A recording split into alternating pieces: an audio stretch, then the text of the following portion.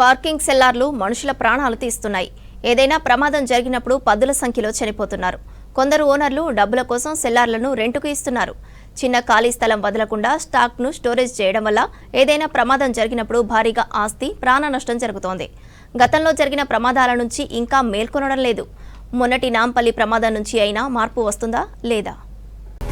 Greater హైదరాబాద్లో parking కోసం ఉపయోగించాల్సిన సెల్లార్లు దుకాణాలుగా, భారీ గోడౌన్లుగా మారడంతో ఎప్పుడు ఏ ప్రమాదం జరిగినా పదుల సంఖ్యలో ప్రాణాలు పోతున్నాయి. చిన్నపాటి అగ్ని ప్రమాదం జరిగినా తప్పించుకునే పరిస్థితి ఉండడం లేదు. ఫైర్ సేఫ్టీ సిబ్బంది వెంటనే స్పాట్కి చేరుకున్నా సహాయక చర్యలకు ఇబ్బందులు ఎదురవుతున్నాయి. ఇరుకు రోడ్లతో సెట్ బ్యాక్ లేక బాధితులను రక్షించేందుకు అవకాశమే ఉండడం లేదు. ముఖ్యంగా Nampally, Abids, Koti, Begum Bazar, Sultan Bazar, Osman Gunj, Troop Bazar, Secunderabad General Bazar, Lad Bazar, Shaharan market వంటి ప్రాంతాల్లో ఈ పరిస్థితి ఎక్కువగా ఉంది. ఓనర్లు కకృతితో ఒక్క అడుగు స్థలాన్ని కూడా వదలకుండా రెంట్కి ఇచ్చేస్తున్నారు. దీంతో బట్టలు, ప్లాస్టిక్ వస్తువులు, ఎలక్ట్రికల్ సామాగ్రి లాంటి అత్యంత వేగంగా మంటలంటుకునే వస్తువులను గుట్టలుగా పేర్చి దందా చేస్తున్నారు. షాపుల్లోని మెట్లపై కూడా గ్యాప్ ఉంచడం లేదు. దీంతో ప్రమాదం జరిగి తప్పించుకునే మార్గం లేక చాలా మంది చనిపోతున్నారు.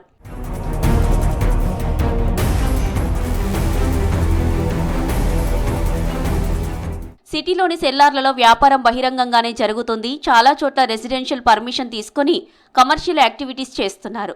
సెల్లార్లలో ఇల్లీగల్గా గోదాములు ఏర్పాటు చేస్తున్నారు కొందరు. అక్కడ సెక్యూరిటీ కోసం పదుల సంఖ్యలో సీసీ కెమెరాలు ఏర్పాటు చేస్తున్నా ఫైర్ సేఫ్టీ గురించి మాత్రం పట్టించుకోవడం లేదు. షాప్ల ఓనర్లు, రెంటుకుండే వాళ్ళు ఫైర్ సేఫ్టీ అనేది ఒకటి ఉంటుందనే సంగతే మర్చిపోయారు. ఎక్కడ ఫైర్ ఎగ్జిట్లు ఉండవు. ఉన్న ఒక మెట్ల మార్గం నుంచే పై అంతస్తులకు వెళ్లడం రావడం చేస్తున్నారు. పైగా ఆ మెట్లపైనే గుట్టలుగా మెటీరియల్ స్టోరేజ్ చేస్తున్నారు. స్పేస్ వేస్ట్ చేసుకోవడం ఎందుకని బిల్డింగ్లకు సెట్ బ్యాక్ పెట్టడమే మానేస్తున్నారు. భవనానికి రోడ్డుకు మధ్య ఖాళీ జాగా లేక రోడ్లు ఇరుకుగా ఉండి ప్రమాదాలు జరిగినప్పుడు ఫైర్ ఇంజన్లు రాలేని పరిస్థితులున్నాయి. కనీసం అగ్నిమాపక యంత్రాలను లోపలకు తీసుకువెళ్లే పరిస్థితి కూడా లేదు. ఈ సమస్య వల్లే గతంలో రెస్క్యూ ఆపరేషన్లు విఫలమై ప్రాణ, ఆస్తి నష్టం భారీగా జరిగింది.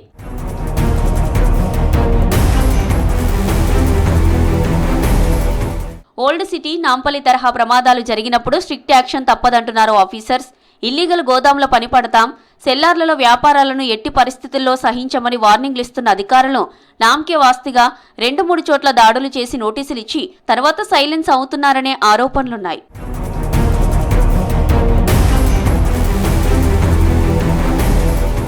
హైడ్రా ఏర్పడక ముందు ఫైర్ సేఫ్టీ వ్యవహారాలను బల్దియా చూసుకునేది. హైడ్రా ఏర్పడిన తర్వాత చెరువులు, నాలాలు, ఫుట్పాత్ల ఆక్రమణలపై యాక్షన్ తీసుకోవడంతో పాటు ఫైర్ సేఫ్టీ పాటిస్తున్నారా లేదా అన్నది చూడాల్సిన బాధ్యత కూడా వారికి అప్పగించారు.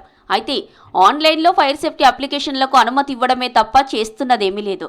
ఎక్కడా ఫీల్డ్లోకి వెళ్లి చర్యలు తీసుకున్న దాఖలాలు లేవు. ఇప్పటికైనా అధికారులు చర్యలు తీసుకోవాలని డిమాండ్ చేస్తున్నారు సిటీ పబ్లిక్.